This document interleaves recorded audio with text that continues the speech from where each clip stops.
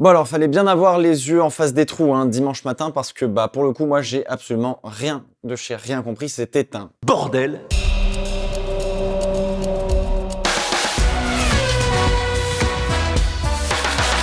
Salut tout le monde, bienvenue dans le Fast 5, 5 réactions sur le Grand Prix du Japon 2022 de Formule 1, c'est parti.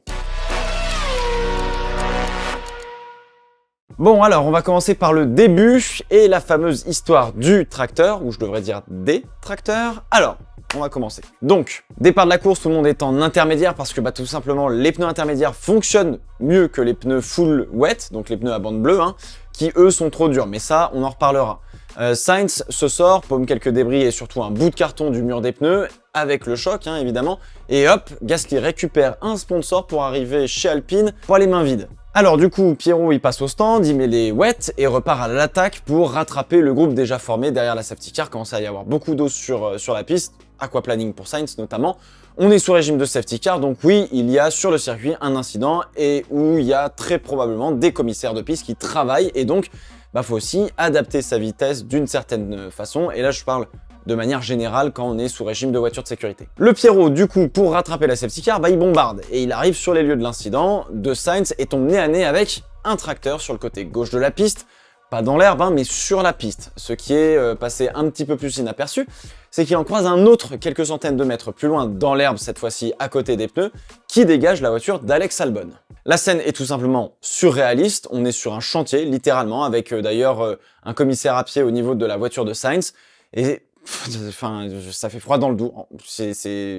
Ça ressemble beaucoup trop à ce qu'on a déjà vu et c'est catastrophique. Bon alors avant de m'énerver, on va faire un comparatif avec Monza car là aussi il y avait un engin de levage sur la piste parce que le sport auto, rien n'est jamais exactement pareil et justement. À Monza, les voitures sont regroupées derrière la safety car, les pilotes sont prévenus de ce qu'il se passe sur la piste par leurs ingénieurs, donc la direction de course a informé les ingénieurs, etc., les équipes. Donc tout le monde sait ce qu'il se passe sur les lieux de l'incident, à savoir il y a un tracteur sur le côté droit de la piste. Les voitures passent à faible vitesse et surtout, il faisait beau et la visibilité était parfaite. Dans ces conditions, les gars là qui sont dans les voitures, ils sont pas teubés en vrai. Donc ok, moi perso ça me va, y a pas de souci. La safety car elle existe aussi pour faire en sorte de regrouper un paquet pour que les commissaires aient le temps de dégager la piste pendant que les voitures sont ensemble et regroupées et que on n'ait pas besoin de tout neutraliser parce que là on part pour 10 minutes, etc. Enfin bon, c'est toujours un peu le bordel. À Suzuka, toutes les voitures, sauf une, sont empaquetées derrière la safety car. Donc non, elles ne sont pas toutes regroupées. Gasly n'est pas prévenu qu'il y a un ou plusieurs engins de chantier sur la piste, et pour cause, probablement que la direction de course elle-même n'était pas au courant, visiblement, je sais pas si c'était le cas ou pas, faudra vérifier, et la visibilité, elle était exécrable. Elle était exécrable parce que juste après, on arrête la course parce qu'il y a une mauvaise visibilité. Les deux situations sont donc bien différentes, car dans l'une, tout est maîtrisé et coordonné, dans l'autre, aucune condition de sécurité n'est réunie pour les pilotes ou faire intervenir d'ailleurs des commissaires sur la piste. Même s'il n'y a pas l'engin de levage, le commissaire qui intervient sur la voiture de Sainz, il y a une caisse qui passe à fond à côté de lui, là où il y a un gars qui a eu de l'aquaplaning quand même. Alors la FIA se défend de dire que Gasly roulait vite, et je suis d'accord, sous régime de safety car, il faut adapter sa vitesse, surtout au moment de passer sur les lieux de l'incident, mais elle dit ensuite que le drapeau rouge a été agité avant qu'il arrive sur les lieux de l'incident.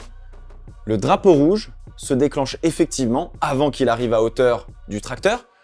Il se déclenche 50 mètres plus tôt, au très grand maximum, on va dire. Ce qui ne sert absolument à rien, puisqu'il arrive déjà pleine balle sur les lieux de l'incident. Alors du coup, je prends un autre exemple, mon humble cas de figure auquel j'ai été confronté. Quand Joyka se met dans le mur à Dunlop pendant le GP Explorer, pendant la Q2, je sors de cette même courbe à 200 km/h, quelques secondes plus tard, et je vois la voiture encore en mouvement. Tu peux agiter tous les drapeaux jaunes que tu veux, je vais pas les regarder. Je suis déjà engagé à pleine vitesse, faut que je ralentisse et que je réagisse instinctivement face à la situation. Là, c'était la même chose pour Gasly. Le drapeau rouge, il se déclenche au moment où il arrive sur le tracteur. Bref, est-ce que Gasly tartinait comme un fou pour rattraper le paquet? Oui, clairement. Est-ce que c'était trop?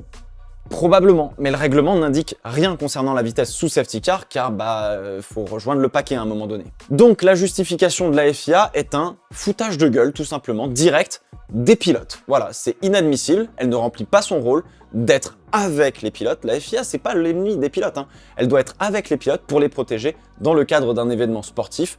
Elle tente de se dédouaner d'une connerie qui aurait pu très mal se terminer. Alors, j'aime me faire l'avocat du diable, vous le savez, mais là, je peux rien faire face à des gens qui se force à se couler avec un brio incroyable.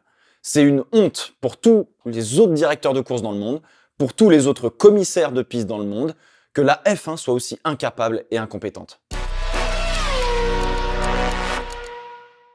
Deuxième réaction, on vient de parler du début, parlons maintenant de la fin. Oui, bon, comme ça c'est fait. Le dernier tour, ou l'avant-dernier du coup, hein. Parce qu'en plus ils ont du mal à compter et à respecter leurs propres règles. Alors, quand la course se termine au temps et non au nombre de tours, il faut passer sur la ligne et finir un autre tour. Et on l'a vécu il y a une semaine tout juste, à Singapour en plus. Pas comme si ça faisait 100 ans que c'était pas arrivé. Alors Verstappen franchit la ligne de chronométrage 4 secondes avant la fin du temps. Il doit donc repasser sur la ligne quand le chrono a déjà terminé de décompter le temps, puis refaire un tour pour prendre enfin le drapeau à damier. C'est clair pour tout le monde? Son ingé lui dit d'ailleurs 2 tours restants à la fin de l'actuel. Confusion générale, un commissaire agite le drapeau à damier, un tour trop tôt. Sur les écrans de diffusion, on avait déjà annoncé le dernier tour, enfin bref. C'est un bordel! Alors pour la petite précision, quand on agite le drapeau à damier, même si on se plante d'un tour ou deux, bah tant pis. L'agitation d'un drapeau par un commissaire au pilote fait toujours foi sur tout le reste, y compris les panneaux LED, etc. Donc là, la course doit être terminée. Si on agite un drapeau à damier, ça veut dire que stop. Alors c'est arrivé plusieurs fois dans l'histoire de la F1, surtout quand c'était des célébrités qui agitaient le drapeau à damier, de se gourer, d'agiter ça avant le dernier tour. Il y avait toujours un commissaire à côté, mais bon, bah parfois, l'erreur est humaine. Chez Red Bull, on a dit que c'était fini à Verstappen, une fois qu'on était sûr que c'était fini, et il était déjà au virage 12, là où Sainz s'était sorti. Il avait déjà fait un demi-tour. Leclerc, pareil, il pensait avoir encore un tour pour le coup, alors que bah non. Hamilton continue d'attaquer Ocon pendant tout le premier secteur, et ils sont à 2 doigts de se toucher, de se mettre dehors, etc. Et on demande même à Esteban de continuer à pousser juste au cas où, parce qu'on n'est pas encore sûr que la course allait terminer. En plus de ça, il revenait comme des fusées du coup sur Perez et Leclerc qui eux roulaient au ralenti. Alonso Vettel, pareil, Alonso on lui dit continue, on sait jamais, go go go. Il est passé pleine balle devant Hamilton, Perez, Leclerc, etc. avant de relâcher l'effort quand il était au 130 R. Il a fait quasiment un tour de décélération à donf. Tout ça pour dire que c'est hyper dangereux parce que dans un tour de décélération, les commissaires de piste, ils viennent justement dans les zones de dégagement et même aux abords de la piste pour saluer et féliciter les pilotes. C'est la tradition. Et là, on a des gars qui poussent au cas où parce qu'on n'est pas sûr que la course est finie. Il faut aussi savoir que sur les télémétries des écuries, pour eux, la course n'était pas totalement finie. D'accord? Et en fait, fallait regarder le message de la direction de course que le drapeau à damier a bien été agité. Mais putain, c'est qui les mecs à la FIA ce week-end là? Ils foutaient quoi, putain de merde? Là, c'était une course de rue, en fait, sans règles. À partir du moment où Ocon et Hamilton franchissent la ligne, c'est sans règles. Parce que la FIA n'a pas fait son boulot, même pas correctement, elle l'a pas fait du tout. C'est encore une fois inadmissible, c'est honteux. Moi, personnellement, j'en reviens pas. Vous regarderez les on-board.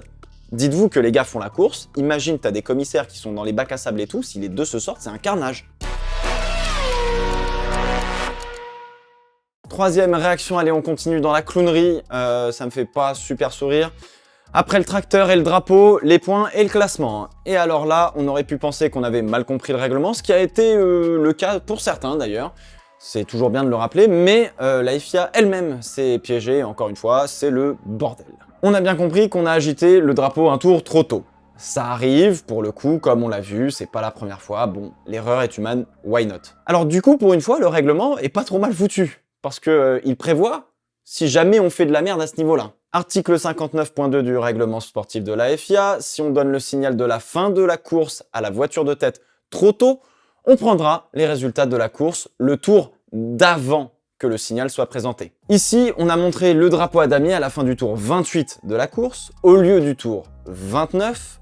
Donc, le résultat qui doit compter, c'est celui qui est établi à la ligne de chronométrage à la fin du tour 27, selon ce fameux article. Sauf qu'on a un petit pépin, les frérots, c'est qu'à la fin du tour 27, Monsieur Charles Leclerc n'a pas encore fait son tout droit à la chicane et n'a pas encore bloqué, entre guillemets, Perez, donc on lui file 5 secondes de pénalité dans un moment qui ne s'est techniquement pas passé pendant la course. Du coup, on fait quoi? Alors, oui, le move mérite une sanction, mais bon, comment ça se passe? Je reconnais que j'ai pas la réponse. Alors a priori, on applique quand même les 5 secondes, visiblement, puisque c'est ce qu'ils ont fait. Même délire en fait que mettre, admettons, par exemple, tu mets un coup de roue à un autre pilote pendant le tour de décélération, Quand la course est terminée, bah là aussi on te sanctionne. Donc bon, ok, why not? Il a bloqué Pérez, il a le move, tu le sanctionnes, oui, ok. Enfin, c'est pas ouf, mais vas-y, je comprends. Alors attends, c'est pas fini mon bro, t'inquiète pas. Tout le monde pensait qu'on allait marquer 50% ou 75% des points, puisqu'on n'a pas fait toute la distance de course. Alors oui mais non. Ça, c'est seulement dans le cas où on arrête la course avant le nombre de tours complétés ou si on l'arrête avant que le temps soit écoulé. Et surtout qu'on ne la fait pas repartir pour terminer. Et là, comme à Singapour, nous sommes allés au bout de la course puisque la pluie a fait prendre du retard, oui, mais on a fini l'épreuve dans le temps imparti et non pas au nombre de tours. On a quand même fini la course. On a vu un drapeau à damier, contrairement à Spa 2021, où la course n'est pas repartie et s'est terminée sous drapeau rouge. Quand on arrête la course sous drapeau rouge et qu'elle ne repart pas, c'est là où on dit ah, combien de distance on a fait. Là, on a fait, entre guillemets, toute la distance possible. Donc, tous les points sont marqués en accord avec le règlement. Donc, si on résume, on ne prend pas le bon classement, puisque fallait prendre celui d'un tour avant, ce qui d'ailleurs remet Alonso derrière Russell, par exemple, accessoirement, et on s'est fait avoir par le règlement sur les points. Moi, le premier. Et je pense que les journalistes aussi. On était ah mais ouais, non, c'est pas pour ça. La plus grande catastrophe, c'est que Verstappen lui-même doute jusqu'au bout s'il est champion du monde ou pas.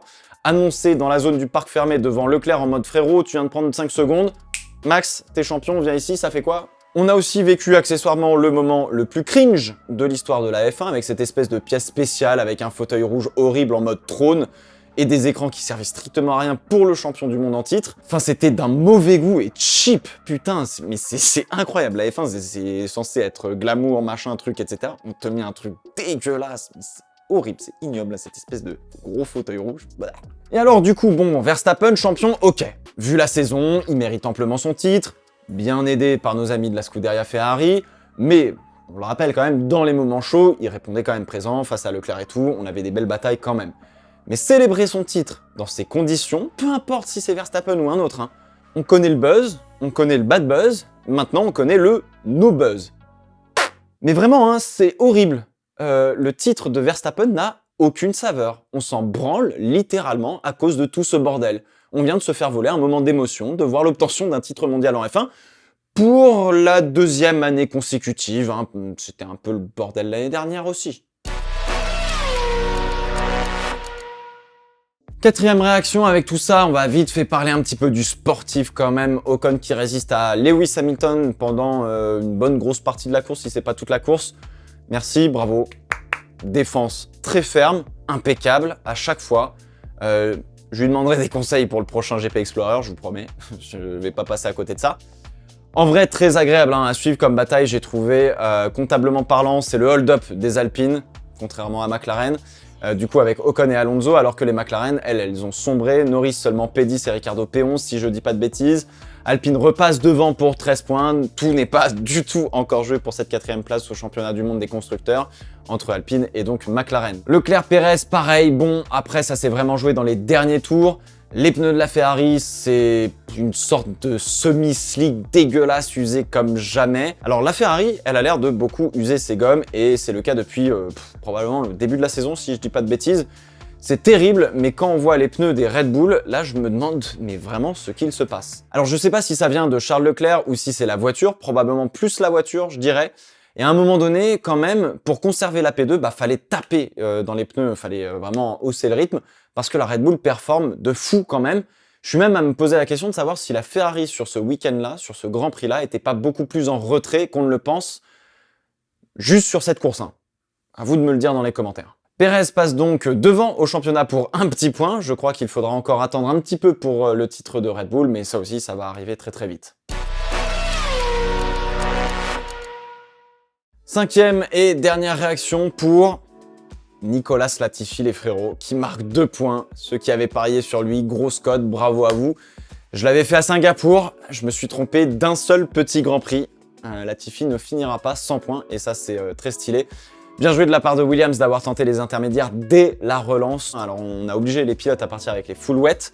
La direction de course a le droit de faire ça, mais ils ont tenté justement les inters, tout comme Vettel qui lui termine P6, très très joli hold-up que les autres n'ont pas vu venir. Et je termine par Alonso qui s'est dit tiens, on va mettre des balles neuves et on va tout remonter. Incroyable finish avec Vettel, bref, pareil, ça fait super plaisir.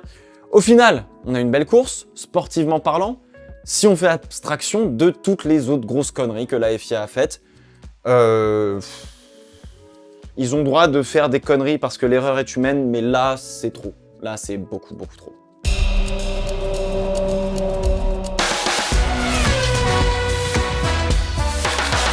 Je vous laisse avec un petit bonus et la victoire de Sylvain Lévy en F4 GP Explorer au terme d'une très très belle bataille qui a ravi plus d'1 million de spectateurs sur la chaîne de Squeezie sur Twitch. Pour les plus grands fans, sachez que son rétro gauche était pété, donc il n'a pas fait les choses à moitié. Bravo à lui. Voilà, c'est la fin de ce Fast 5. On se retrouve dans 2 semaines pour le Fast 5 du GP des États-Unis. N'hésitez pas à me donner vos réactions dans les commentaires. Et d'ici là, probablement quelques surprises. Portez-vous bien. Ciao, ciao.